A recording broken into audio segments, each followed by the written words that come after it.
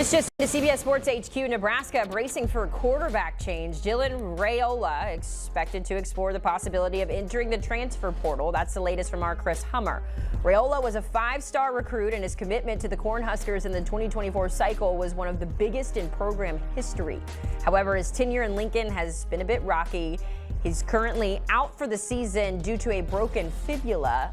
So a lot of questions happening for Nebraska. So to answer those questions, let's bring on our national recruiting analyst for 24/7 Sports in Tom Loy. Tom, we certainly appreciate your time and obviously a big conversation to be had here. So what more can you tell us about this development with Dylan Raiola, his future in Lincoln, and if he does enter the portal, does he become consensus #1 quarterback in that portal?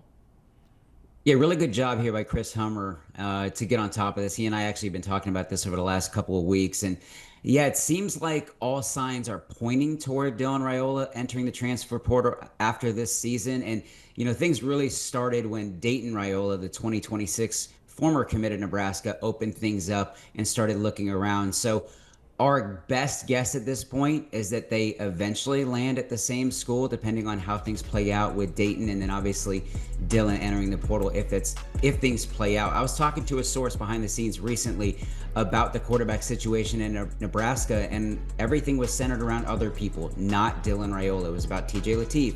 It was about 2027 quarterback Trey Taylor. So many moving parts here, but none of them really point toward Dylan Raiola returning next season. So that's really going to shake things up across the college football landscape. Ton of talent there. Obviously, he hasn't really been the five-star that we all expected. So I think he's going to find himself the perfect fit that sets him up for the next level. How much do you think his brother's decommitment is maybe playing into this decision? Because as you mentioned, it kind of feels like they're tied a little bit in terms of their playing careers here. So how much did that decision, do you think, played into what could potentially be?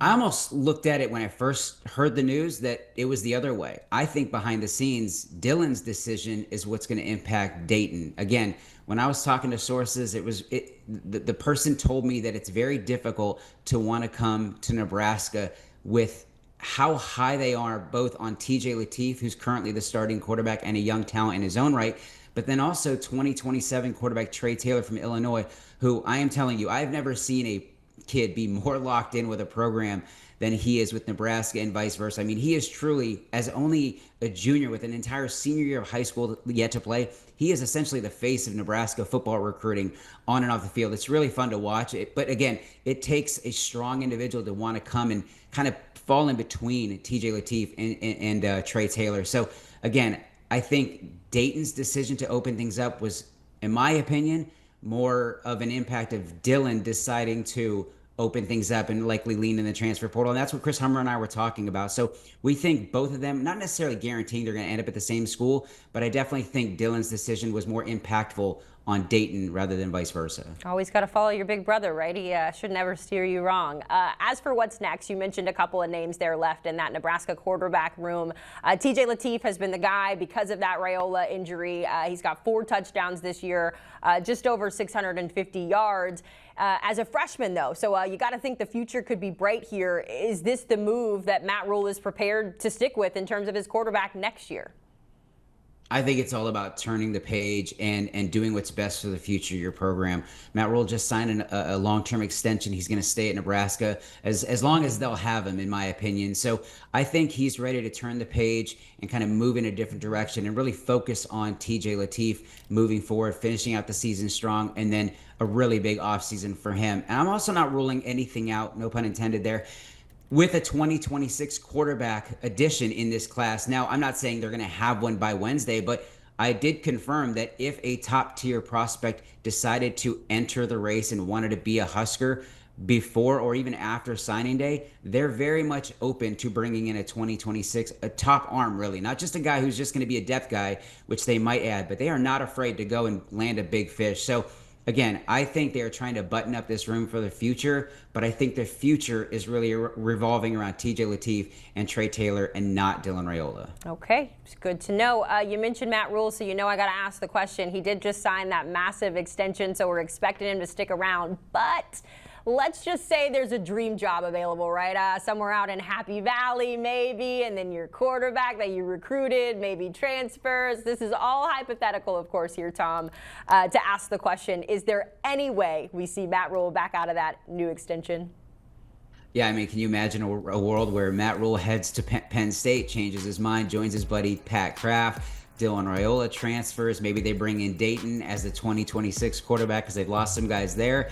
I mean, obviously, it's a bunch of hypotheticals. It's a great storyline. It's something wild to at least track, and obviously we get accused of clickbait all the time anyway, so we'll just call it what it is. But really, I think when he made his decision to sign his extension, that was him just saying, all right, enough with the rumors. Everybody knows I have a great relationship with the AD there at Penn State. This is me just kind of ending everything and cementing my future in Lincoln. I think he is more than happy being in Nebraska. He literally has everything imaginable there in Lincoln, the facilities, the money, the recruiting base. It's a special, special place. I went there for the first time this offseason. I get it. I see why recruits and players are gravitate toward Lincoln. Again, I don't think Matt Rhule is going anywhere. I think he's all in with Nebraska for the future. All right, so we'll keep him pinned in as the head coach there in Lincoln, but we also know that there's a couple of other coaches on the move as well, namely Lane Kiffin, who everybody is waiting to learn where he's going to coach next year. So I'm going to play more hypotheticals for you, Tom. Dylan Raiola entering the transfer portal as what we will assume to be the best quarterback option in that cycle, in this cycle. How much power, I guess, does he have? How excited are you to think about the possibilities of him linking up with kind of the coach of his choice should he choose to enter the portal? Dylan Raiola has not set college football on fire. I know everybody gets excited when you talk 5 stars and you talk about potential and upside, but look, we're talking about a guy who had 13 touchdowns, 11 picks last year, and then 18-6 this year. Again, we're not talking about a guy who is a Heisman favorite or front runner or even one of the top quarterbacks in all of college football because he hasn't completely panned out.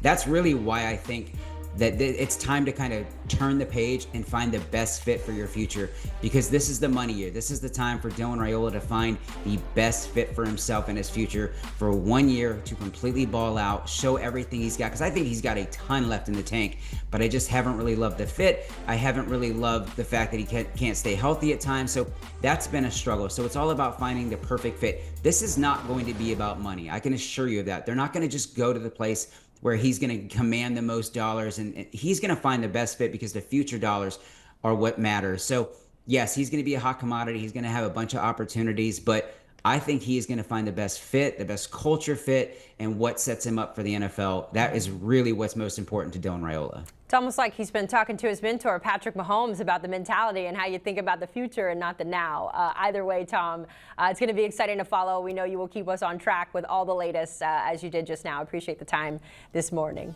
Plenty more conversations to be had about the coaching carousel, the college football playoffs, and even the small stories like coaches on the move. You can scan that QR code to get locked into our college football YouTube page for all the latest.